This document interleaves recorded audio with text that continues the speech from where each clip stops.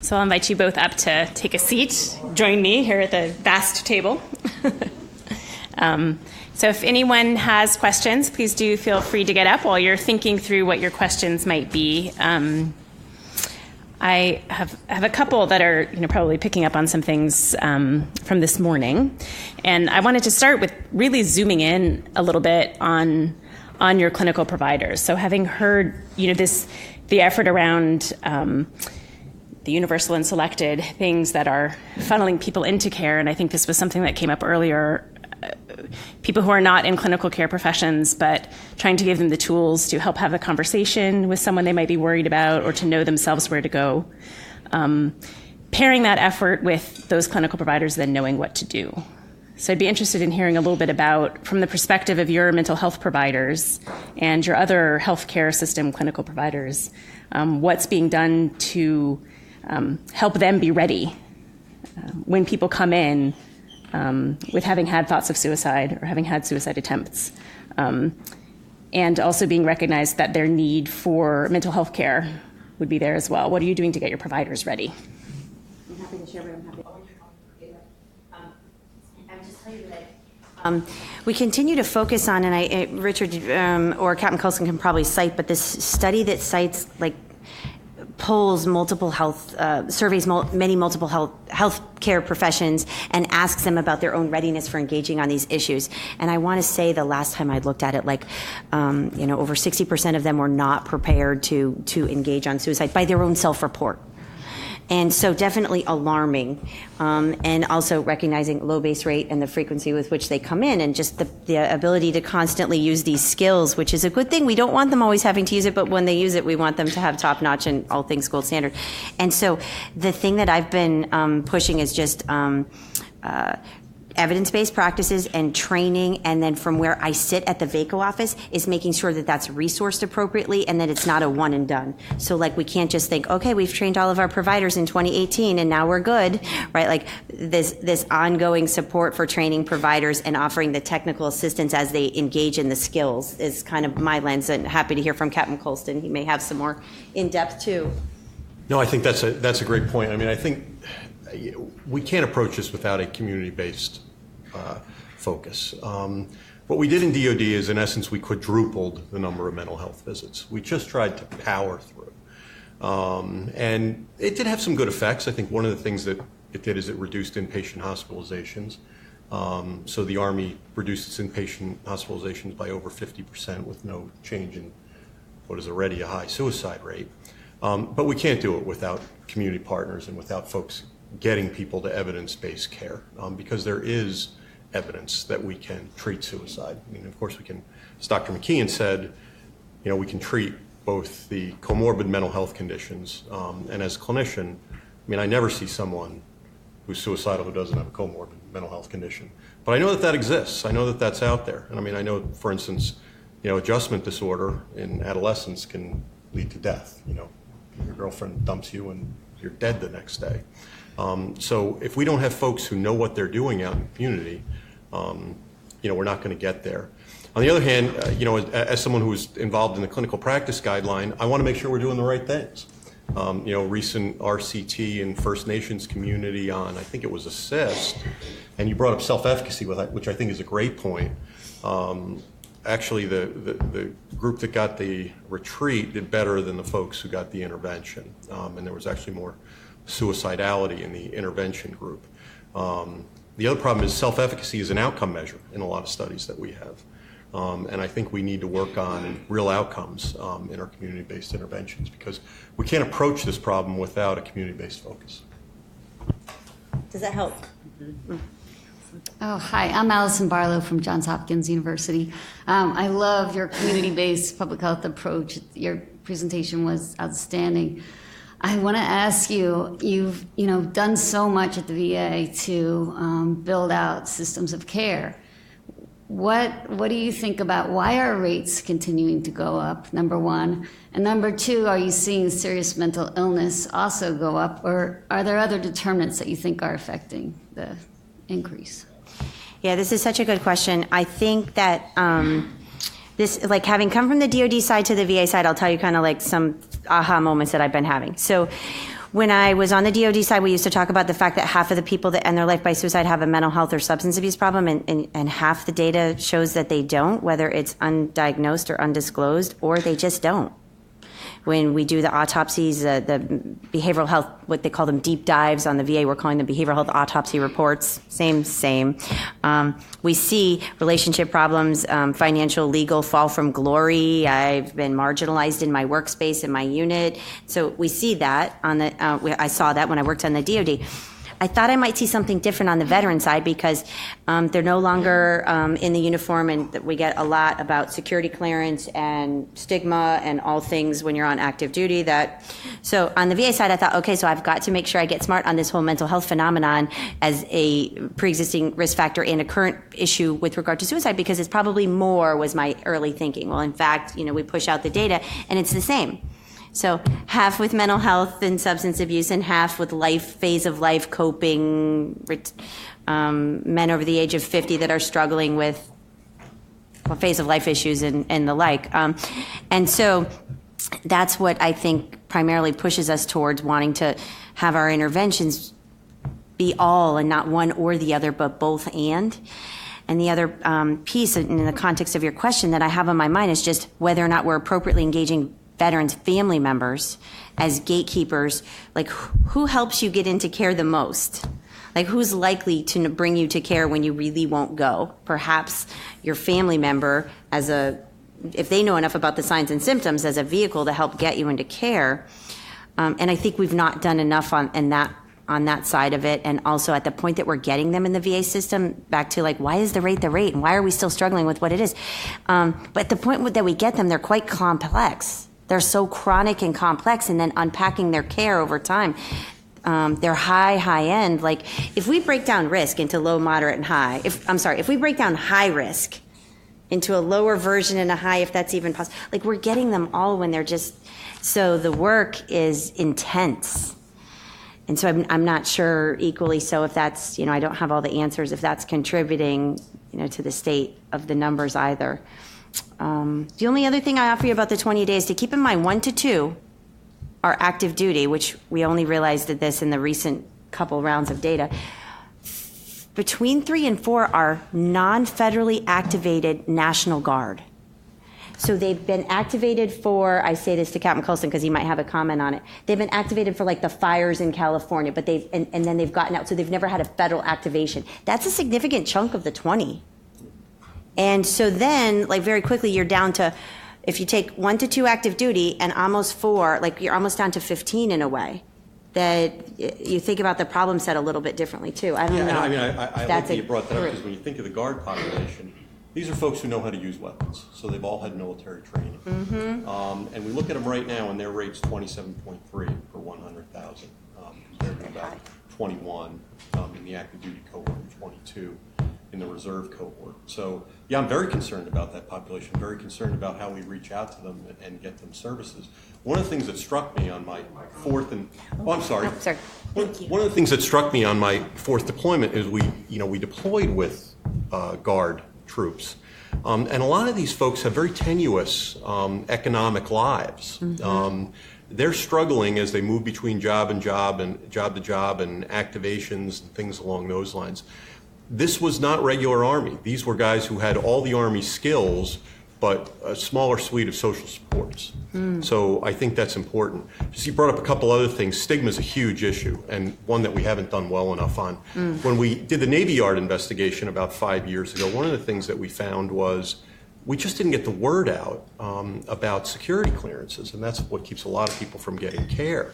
So out of 950,000 security clearances in the federal government, 19, so that's 1 in 0.0002% of people had their security clearance rescinded because they acknowledged a mental health condition on it. So that's a huge issue, and one that we're just not doing a good job. Exactly, yep. A good job of overcoming. The last thing you brought up that I thought was really great is there's just immense complexity in our population processes, and sociocultural variables are a part of this, and we do not understand it. We do not understand the secular trend in suicide.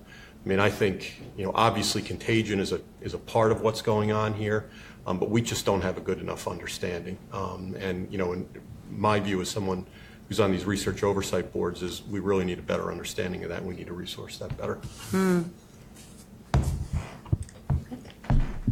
So I first have to say what I always think of when I hear you guys, Keita, particularly you, talk about this, is that we are starting to get now the quality of attention that our veterans deserve. The work is really impressive, and I wish people knew more about it. I mean, just the incredible buildup of the VCL and the incredible responsiveness that they're answering phones within seconds, and the texting that goes on, and 60 saves a day. Now, we don't know that somebody would have died in all those cases, but people would have died. It's just an incredible response. So two thoughts as I'm processing this. The complexity of the challenges within the uniformed services, I'm just sort of shaking my head at, because there's probably no place in the world that has more intelligence and focus on this problem than you've got in the uniformed services, and we still have a pretty big problem. And I don't know where to go with that one, but I have a more specific question with respect to the second challenge, which is the veterans not connected to or using VA care. I think most people don't understand that that's where most of the challenges are and the deaths that are occurring. And I come back again to my thought about community approaches, which are sort of population-wide approaches, are really useful to understanding problems, and they're not very helpful with respect to solving them. And these are people who we don't have a way to reach. Yes. Now, you're doing that with the Reach Vet thing in a really good way. But what else should we be thinking about in the context of what the nation can do for veterans who aren't connected to care that would be achievable and would make a difference? Because that's where the priority is with veterans. And those are people also living in the same communities with other people who hadn't served and are at risk. Again, it's such a good question, and actually the exact same issues that we're thinking about at work right now. And I offer to you that we have to get to a place where veteran suicide is we don't just say that it's a national priority, but it is. And by that I mean it's a whole of government, whole of industry solution. So certainly it's VA's top priority. Rightfully so. VA owns them. Is it Department of Labor's priority? Is it the Bureau of Indian Affairs? Like, if we agree that employment is a risk factor, and I have great colleagues, and I'm not saying this in a bad way. I'm not all the way current on everything Department of Labor is doing, but I just offer you that a whole of government approach and a whole of industry planning around a coordinated system of care is where I think, like what could be done. Like, we gotta leverage the nation around this problem. And then the other is in the community-based work. I think we're in the early stages of being onto a path forward. If we can leverage some momentum, we have this Mayor's Challenge work going on with SAMHSA, and this brings together VA and SAMHSA around 8 distinct cities, takes broad public health approaches, one of which is all things medical, evidence-based treatment, crisis line work, peer support work. It takes about 10 or 12 of them, and has them implemented in these cities with some rigor and some evaluation, and some like full throttle, then try to track over time and see to the extent that we get some momentum around these 8 cities and they're doing it right, or what is the right dosage in the context of broad public health. Is it broad public health with heavy on using public health just to get them into a clinical care environment? Or is it broad public health for broad public health's sake, and at some point will we accept the fact that people might get help for suicide from their church, and might that be okay as the end solution? Or is it always just the church to then get them into a clinical setting? And anything I said would be my personal opinion. So, I stop there, but just the Mayor's Challenge work, I don't think there's been cities that take all that can and should be done on public health, full throttle, like all the way with the gas down, and evaluated up and over for like a 3-year time span would be if I were in charge for a day. But so, I think that was a great point. Of course, when you deploy, you interact with chaplains all the time. And the bottom line is we need chaplains to render better care. one example, but Yeah, no, I mean, we need chaplains to know how to, in essence, render mental health care, because there's a number of people, that's the only place that they'll go.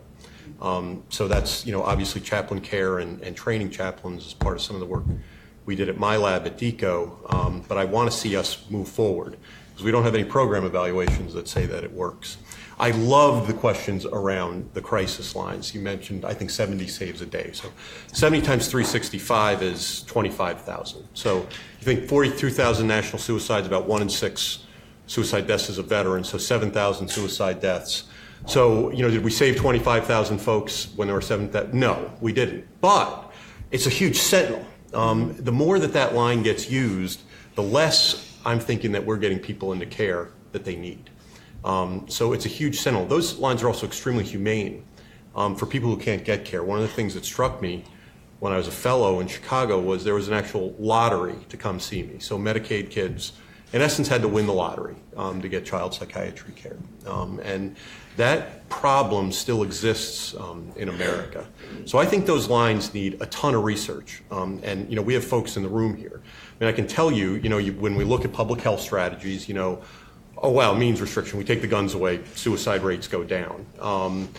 Crisis lines are going to have that set of words there that I know no one likes. There is insufficient evidence for or against. We cannot recommend. That's how that paragraph starts. But we need way more knowledge about it, because we can't live without those. Those lines are giving actual care right now. The people who either think that their care that they get is too stigmatizing, who we just can't match well with someone that can help them, and they're vitally important. We need to research them because we need to leverage them better. I'm going to turn over here. Do you guys want to each ask your question so that we can file them both away and answer them in turn? Sure. Is that okay with you two? Thanks. And don't forget to say who you are. My name's Scott. I'm from the National Association for Behavioral Health Care. And my question was regarding the individuals who end up being veterans or in the military are a certain population of people who have chosen to join the military. And it strikes me that might change over time. The person who joined after 9/11 might be slightly different than the person who joined today. Has anybody looked at maybe those demographics or the type of people who have joined the military over time, and then those suicide rates, or something in that space? Because I think a lot of what we're talking about is what happens after they've been in the military or while they're in the military. But I think the environment that they grow up in is the same environment they go back to after military service. So has there been any research on that, I guess is my question. I'm going to go ahead and ask your... We collect really tight demographic data in DMDC, which is the Defense Manpower Data Center. And the trend has been that folks that we assess are more educated. Folks that we assess seem to have fewer problems than they did, say, when I joined in 1982. The population breakout is roughly the same. It was 85-15 in 1999. It's 85-15 today. I think we have some recognition that we can integrate more females into roles. And by the way, that would reduce the suicide rate, unquestionably, because suicide rate in females is considerably lower than the rate in males. But yeah, I mean, it's something that we look at. It's something that we actually publish, I think, on a yearly basis. I don't own the portfolio. It was in Kita's shop in Personnel and Readiness, which was over in DOD. But important questions and something that we look at. We have an accessions medical standards work group that says what derangements are okay and which ones are not before you come in.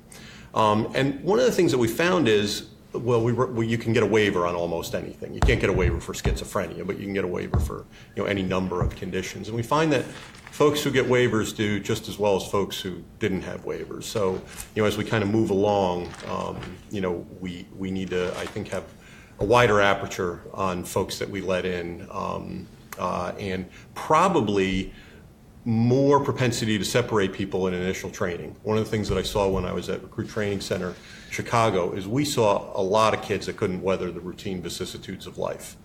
And we separated them back then. We used to separate 4,000 people a year for personality disorders. We now separate 300 a year. So the sense is we can retain and treat. And I don't know that we're doing all that well on that. So, great question, and, one that certainly has to be some piece of the suicide issue.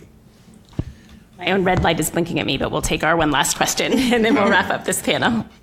So this is actually a question for Keita on the, in essence, around the sort of 16 out of 20 veterans a day who aren't getting VHA care. So, I mean, as I sort of anecdotally, as I understand the data, there are more veteran suicides who receive Medicare benefits than receive VHA benefits. So what that means in practice is that in many settings, the path to reducing veteran suicide is, at least in part, to reduce suicide. Yes. So I've spoken with some of your clinical care colleagues about, say, enhancing care for veterans who are identified in emergency department settings, right? If EDs are doing better by everybody, then in part they'll do better by veterans.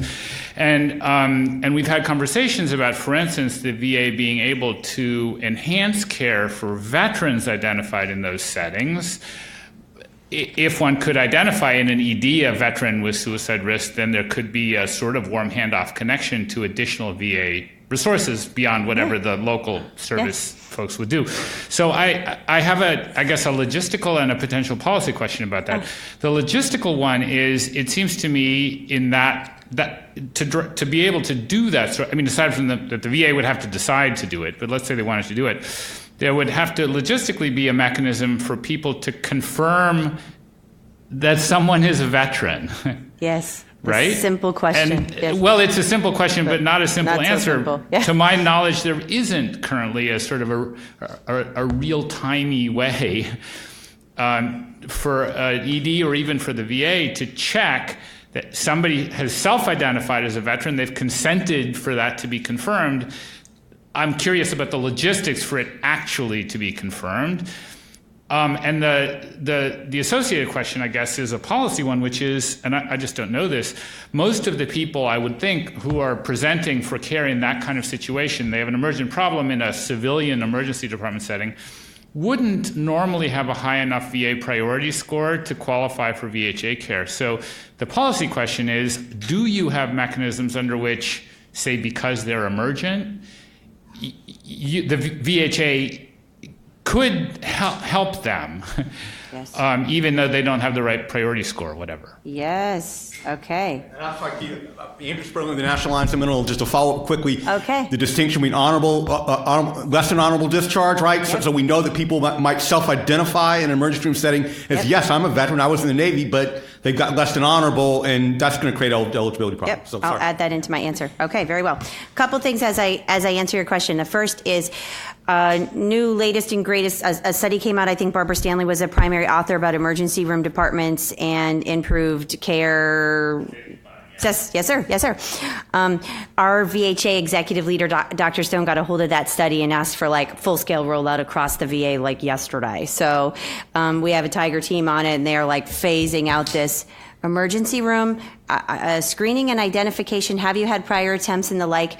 Followed by some aftercare calling and recovery, promoting all things good in an after they've left you environment. And so that is well underway, just to let you know that in the context of an intervention. Now think of, I appreciate your comment about asking the question, are you a veteran or are you, and the primary logistical complaint I get back from that is organizations don't have a place to house the data. It's not on forms. When you ask it, you can't click it. Well, this is what I get after on this other question about we need a whole of nation approach. It should be part of every intake and registry process if you think about the fact as our nation evolves. We have 20 million veterans. Chances are if you ask that question, it's almost going to be, are you a veteran or are you a family member of a veteran? Have you worn the uniform? Have you served? We have to find the right, but asking it and then a place where people can, when they answer it, house it and make it a part of everyday protocols would be totally linking back to the earlier question about that. Once they identify them, we know that they have access to a whole separate and subgroup, which gets after your other question about getting them into care if they don't qualify. This was a big learning lesson when I got over to the VA, like wholly a benefits-based criteria. Do you qualify? All things complicated. I'm not a benefits expert.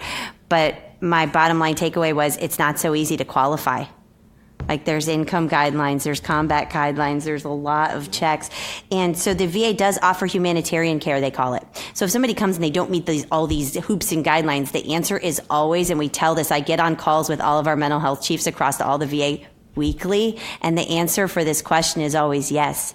Do we treat them? Yes, you treat them through the humanitarian care authorities, which basically opens up any and all, which loops to your question on other than honorable. We have a new, Dr. Shulkin, before he left, rolled out this, maybe heard about it on the news. Other than honorable is an at-risk group. It gets after selected. It's like a unique and distinct group of people that we know. And I say, shame on us if we know they're leaving the DOD under than honorable if we've not put our arms around them in the context of saving their lives as a veteran. In all that we know about marginalized populations who quickly become isolated and fall from glory after they've worn the uniform and then had to be told that they couldn't wear it for some reason, all things not good. That group is at risk. We did some analysis early on because Dr. Shulkin got authorities for us to treat him for the first 90 days. And there's a new omnibus out now that says that is going to be extended and that we'll be treating them for longer. The treatment, though, is crisis stabilization and get into a care path that they can get on, and that it's not going to be long term, I don't think, but at least urgent crisis and all things stabilization is a foot in the right direction, I would offer. When we did the first analysis on how many people would come in, the people that have left the military over the past 2 decades and other than honorable, I can't remember the exact figure, but it was quite large. The number that have come in has been quite small. So I think we have more work to do on marketing and outreach to make sure people know that they're able to come in. I don't know if everybody in this room even knows. If people have left under other than honorable, they can get care at no cost, and we'll stabilize them and help them. So hopefully that helps unpack all of those emergency departments. I want to spend 30 seconds on Michael's Medicare. Yes. Mm-hmm. So we know that veterans who get care in the VA do better with regard to suicide than veterans who don't get care in the VA. We've also known for 2 decades that veterans getting care for PTSD have a lower suicide rate than veterans writ large. So getting care in the VA is a good thing. The Medicare population from VA is going up right now. And the reason isn't a good one. It's because more opiate users are switching into Medicare as we really squeeze down the capacity to get your pain treated with opioids. So that's something that we need to look at, and we obviously need to look at those trends. And same thing in DOD. We all have release valves. In DOD, the release valve is VA or civilian care. And, obviously the veteran population is relatively, a lot of them are old and Medicare eligible. So all the efforts to allow more folks to get treatment in VA, I think, are good ones. And Dan Feehan, who's running for Congress right now, while he was Assistant Secretary for Readiness, wrote a memo about that population. I think it's really important. I think it's, these marginalized populations need to get treatment, and that includes folks with substance use disorders. And I'm sorry we ran over. Geeta and Mike, thank you so much for coming and sharing your experience. We really appreciate it. Thank you guys.